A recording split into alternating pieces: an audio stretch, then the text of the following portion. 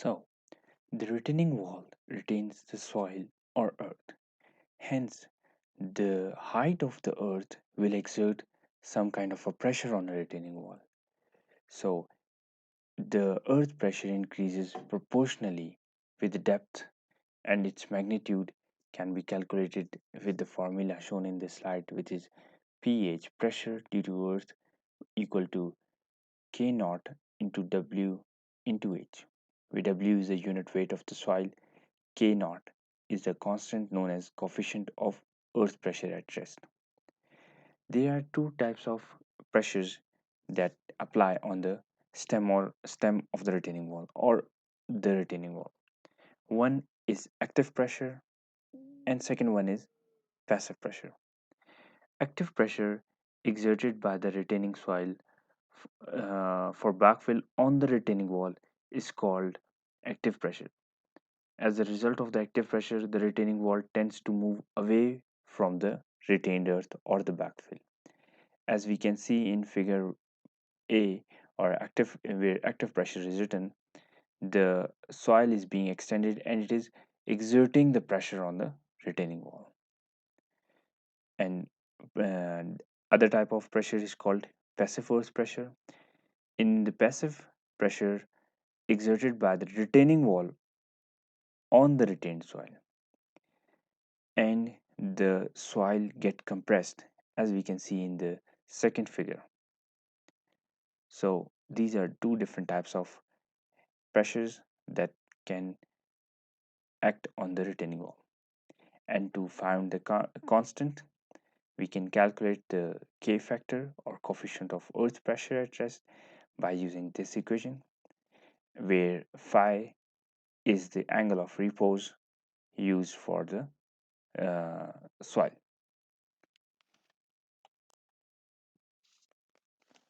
In this table, we can see the unit weight, internal angle of friction or angle of repose, and friction of soil with the concrete.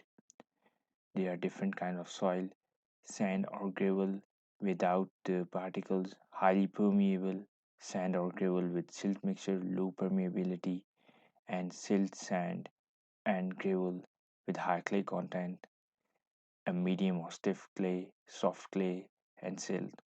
So we can see the unit weight.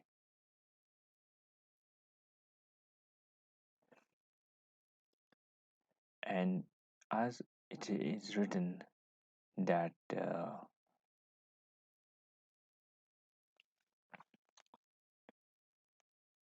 so these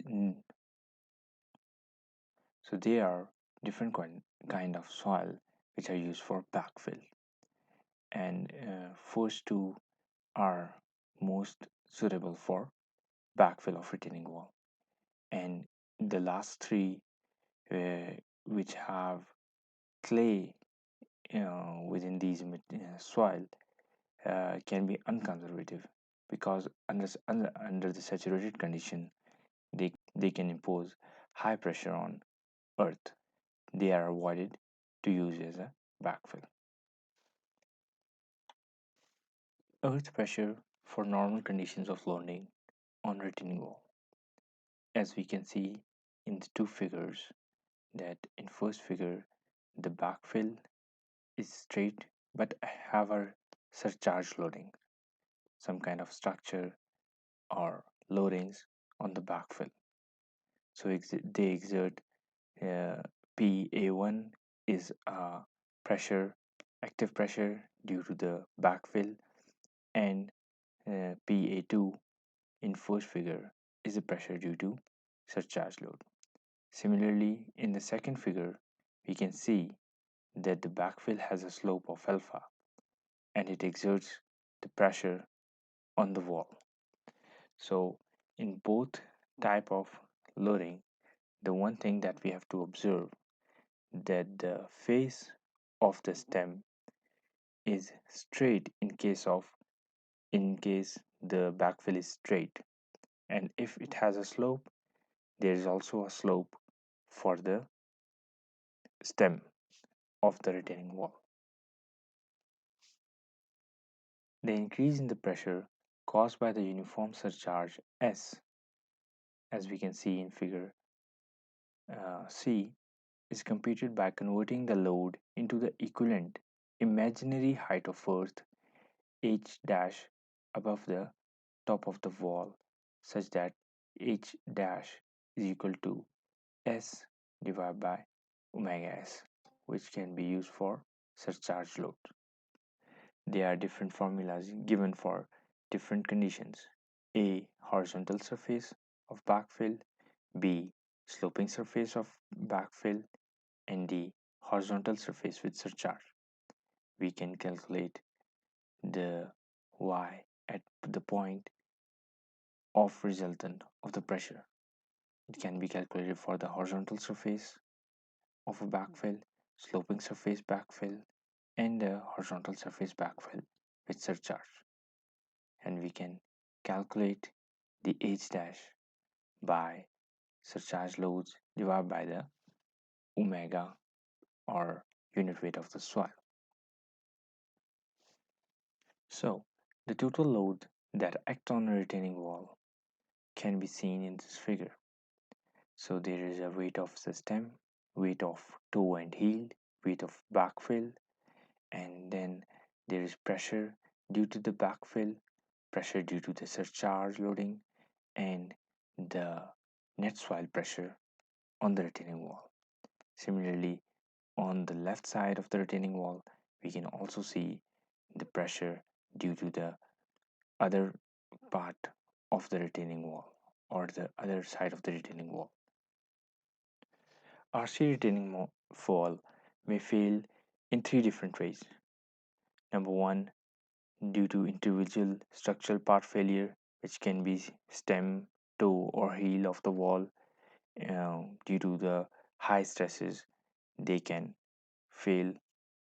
Second, the wall as a whole may be displaced by the earth's pressure without breaking eternally, without breaking the stem, toe, or heel.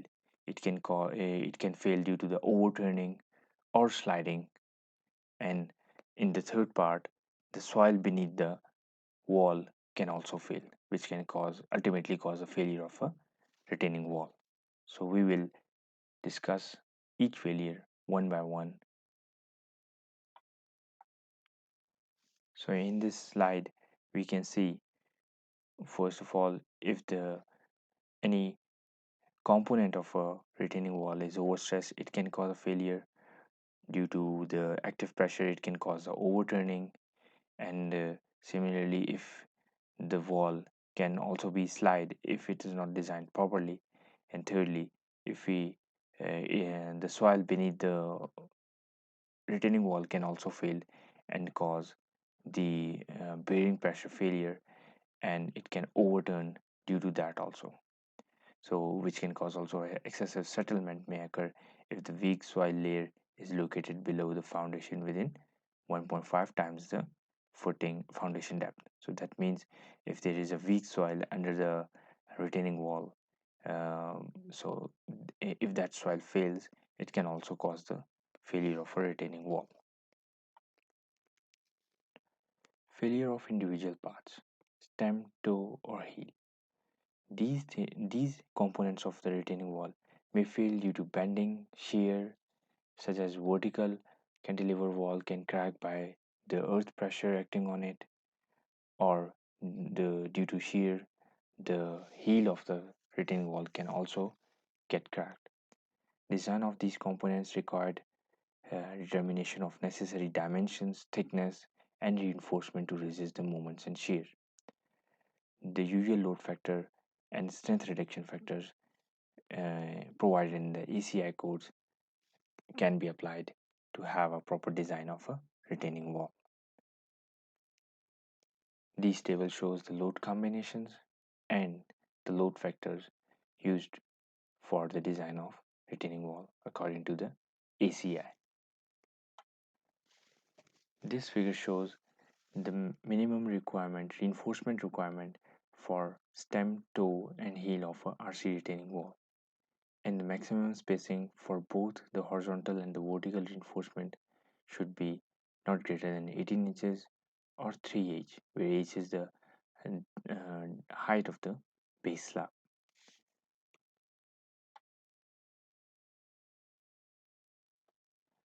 Failure due to bodily displacement of retaining wall.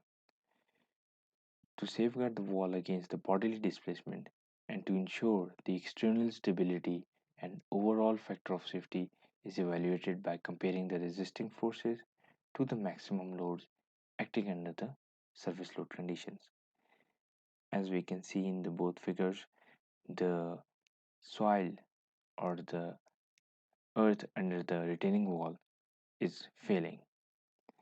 So, if deep seated shear failure may occur if the weak soil below the foundation depth of about 1.5 times the width of the foundation, or the backfill, if the backfill have the slope less than 10 degrees, the critical sliding surface may assume to pass through the heel of the retaining wall. So these are cylindrical shape or critical surface failure for due to the failure of a soil. So we have to protect the retaining wall against such kind of failure. To check the stability of a wall, the wall must be safe against overturning by the factor of 1.5. As we can see, the resisting moment over the overturning moment, and this should be greater than or equal to 1.5. So we can calculate the factor of safety using these equations.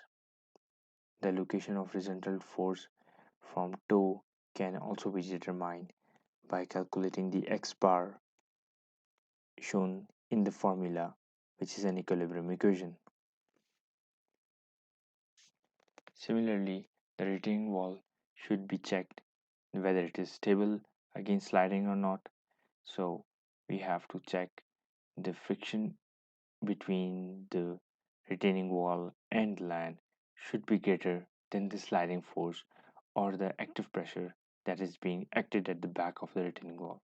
Ratio of the friction force divided by the sliding force should be greater than or equal to 1.5.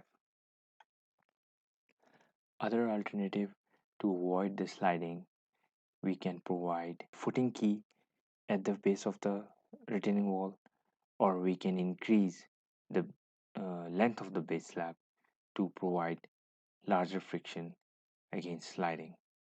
So there are different ways through which we can increase the friction of a retaining wall, make it stable against the sliding. Another type of failure can occur due to the failure of a soil beneath the retaining wall. So overloading of soil under the wall uh, can cause the forward tipping or backward tipping of the wall. So the allowable bearing capacity of the soil should be selected with the great care, and soil immediately underlying the footing of the retaining wall and the deeper layers should also be investigated, whether there is any kind of weak soil under the retaining wall or not, and what is the location of the underground water table. We have to calculate the resultant of the loadings that is being applied on the retaining wall and the ground underneath. So to find the resultant, we it is good practice to have a resultant located within the middle of the middle third of the retaining wall, as we can see in figure 1. And the retaining wall can be within the middle third, it can be at the edge of the middle third, or it can be the outside or in the last part of the middle third. These different resultant will allow us to provide different allowable bearing capacities, as we can see in this slides. So these are the resultant of vertical and horizontal loads in the middle of the base. We can calculate using Q1 and Q2 using these formulas. And in second point, when the resultant of the vertical and horizontal loads lie just at the edge of the middle third, then we need to calculate Q1 and using 2RV over L formula, and Q2 will be 0. If the resultant is located outside the middle third, a factor of safety of at least 1.5 should be maintained against the overturning. So we have to be careful when the resultant is lie outside the middle third of the retaining wall. Other type of failure in a retaining wall may be due to the insufficient drainage of the backfill, accumulation of rainwater or water from some kind of nearby river or in a groundwater table. The backfill can have a saturation and it can considerably increase the earth pressure acting on the wall. So, sufficient and proper drainage system should be provided at the back of the retaining wall where it holds the mass to drain out the excess water that comes into the backfill. In order to provide the proper drainage, we provide different kinds of uh, drainage system in the retaining wall. One of them is weep holes. We provide the weep holes at the different distances in the retaining wall to drain out the excess water. These weep holes have a minimum diameter of 10 centimeter and they are adequately spaced depending upon the backfill material. Geotextile material or thin layer of some other material may also be used on the back face of the wall or full height in order to avoid the backfill material or mud or debris to clog the weep holes. So these weep holes are used to drain out the water which enters into the backfill. So there are different kinds of uh, techniques to provide weep holes. First of all, we provide vertical drains that we provide the filler material and it's vertical it against the retaining wall. Then we have inclined drains or combination of inclined and horizontal drains for cohesive soils. And then we also provide extra uh, drain or gutter for clay because they have low permeability. And another way to provide a proper drainage for retaining wall is to provide the perforated pipes. These are long pipes which are installed at the back of the retaining wall throughout the whole section. They have small holes in it and they are covered with the some kind of a filler material like large aggregate so that the backfill material do not enter into the perforated pipe. So these pipes accumulates the water and then drain out the water outside of the backfill, protecting the retaining wall. So these are or this is also one of the system to provide the drainage to the backfill to avoid excess pressure on the retaining wall. This image shows a three-dimensional cross section of a retaining wall. As we can see, the stem is connected with the toe and heel, and the backfill has a perforated drain pipes which is sloped to accumulate the water and drain out from the backfill. And we can see the steel reinforcement also and the weep holes provided to drain out the excess water. Design of retaining wall. So to establish the design and requirement for a retaining wall, we need to compute all the applied load, soil bearing pressure, seismic loads, wind loads, any surcharge, whether the retained mass is sloped or it's horizontal. And according to that, first step is to approximate the dimensions of a retaining wall. Then we will design our retaining wall and we will use some stability checks to ensure that our design is sufficient for to hold that kind of mass. So these are the dimensions or approximate dimensions of a RC retaining wall, and further we will design a retaining wall. These figures shows the application of the retaining walls, like retaining wall used for basements and retaining wall used to avoid the landsliding at the hilly areas. Design a cantilever retaining wall for a following data. This numerical we will do in the next part.